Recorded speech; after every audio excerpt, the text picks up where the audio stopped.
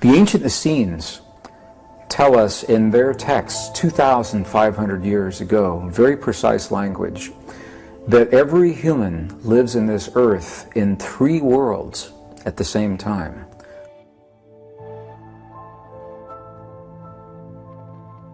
We live in the world of thought, the world of feeling, and the world of emotion. And their texts actually say to us, when these 3 become one, when the thought and the feeling and the emotion are merged, are married together into a single potent force, then when you say to the mountain, move, the mountain will move. Now, I used to believe that this was a metaphor. And now I have seen in the monasteries of Tibet, and I've seen with the holy and the sacred people in Bolivia and Peru, in the native traditions of the desert Southwest, in the medicineless hospitals in Beijing, China, this is not a metaphor. It is a literal fact. When thought, feeling, and emotion become one, we literally can change the stuff our world is made of. We can rearrange the atoms of matter through the belief waves that emanate from our heart. So the question is, when we are experiencing judgment and ego, what is that saying to us really? Well, the first thing it's telling us is that we are not in our heart, because the heart has no judgment and the heart has no ego. When we are experiencing those qualities, it is coming from our mind. It's coming from our inner child. It's coming from our fear, from our families, our perceptions, our conditioning. It's not coming from our heart. When something hurts us in life, when something crosses our path that causes us pain, our first reaction is to move away from it, to say, I don't want that. And that is when the judgment comes in. If we can embrace the experiences when someone or an experience hurts us in life, not that we like the experience or we want to have it again, but the ancients say that we should bless the experience. And this sounds very strange, to bless the things that hurt you. But here's what happens. When we begin to bless the things that cause us the pain, the blessing is simply the acknowledgement. When you say, I bless the person who has just been dishonest with me. I bless the person who has violated my trust, betrayed my confidence. And you say that again and again, and you say it out loud. What begins to happen is the verbal expression brings the physical energy up from the heart into the body. And soon your body becomes warm and you have tears in your eyes and you say, I bless this person, I bless this person. And it is the blessing that relieves the charge of the judgment for just a moment. And that's all we need. Because for just a moment, when the charge is relieved, we can replace the hurt with something else. And the ancients say that that something else is what we call beauty.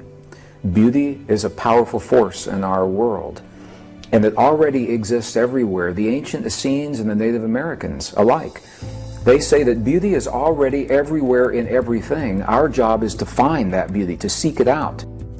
So rather than judging the experiences when they come to us, if we can look at each experience as a blessing, and when we find ourselves hurt, say, again, yes, I feel hurt, so acknowledge it first. Secondly, what is this hurt saying to me? What voice am I hearing? What does it tell me about my life? And bless the hurt now that is giving us information about ourselves. As we begin that experience, it is much easier then for our thoughts, feelings, and emotions to become one so that we can move that mountain when it comes across our path. The question then that the scientist asks is, if we know the experiences work, if we know that when one person or a group of people come together and they share a common experience in their heart for a period of time, such as the International Peace Project in the Middle East, where people came together to feel the feelings of peace during the Lebanese-Israeli War in the early 1980s.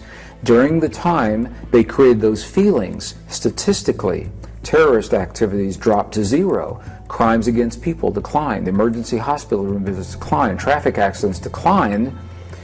And so the scientists ask, if this prayer is so powerful, then why didn't it last?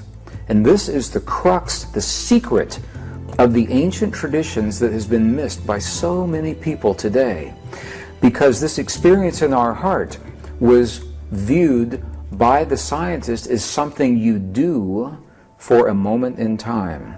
So you go about your daily life, and at a certain time you stop your daily life and you do this heart experience, this prayer, and when the prayer is over, you stop the prayer and go back to your life.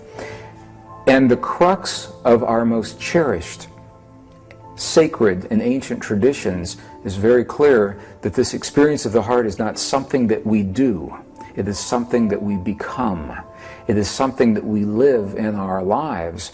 Life becomes the prayer. Every moment of every day is the prayer. And because this modality of prayer, it's called the lost mode of prayer, feeling-based prayer, because the prayer is based in a feeling, and we can have a feeling all the time.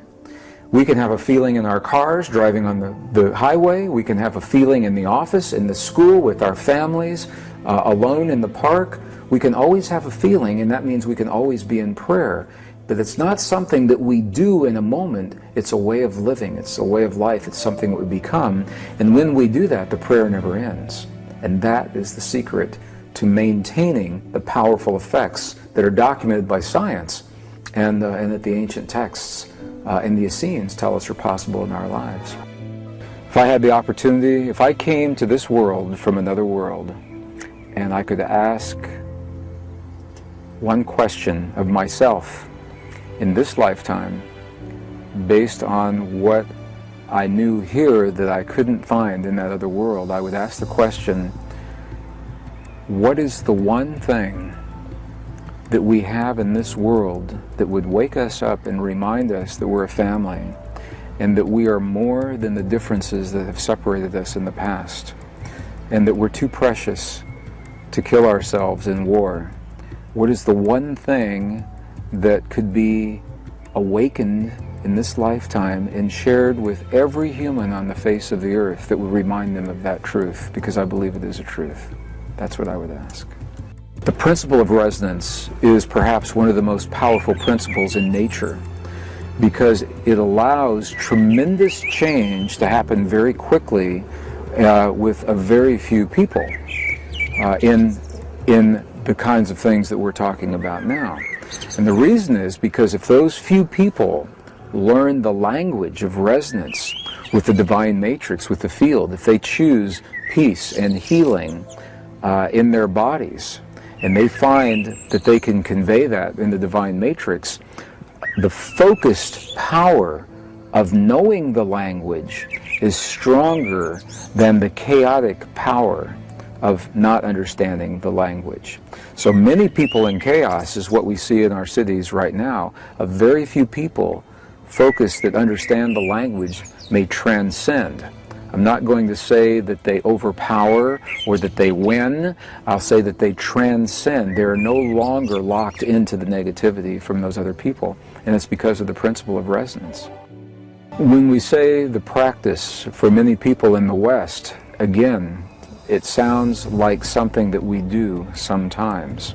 And the key to all of the traditions is that it becomes a way of life rather than something that we do sometimes. Our conditioning in the West is that our spiritual practice is something that we do at the end of the day when the children are fed and the bills are paid and the dishes are done and the clothes are clean and the lunches are prepared for the next day, and then we go into a room and close the door and turn on the music and light the incense and burn a candle, and by then it's 2 o'clock in the morning and we're too tired to do anything, and we take a deep breath and say a mantra and go to bed. The point is, and that's an exaggeration, but for many people, the point is that their spiritual practice is compressed into a few moments after everything else is finished in our culture, ours being the West. However, you go into the Native American cultures in North America, South America, again into the monasteries in Egypt and Tibet, their entire lives are the spiritual practice. And then every once in a while, they will stop that spiritual practice for a moment to make change for 20 euros. It's just the opposite of the way we think about life. So again, it's about becoming the practice and allowing it to be a way of life rather than viewing it as something that we do in a moment in time. And this is, we do programs all over the world, and people come after the program, 1 day, 2 days, 3 days, and they say, great program, where is the next program? What should I study next? And I have to say to them, there is no more. Go home and experience and live what it is that you've learned here. But for some people, the diversion, it's easier to go from workshop to workshop and study to study and teacher to teacher rather than embrace and live what they've learned already in their lives.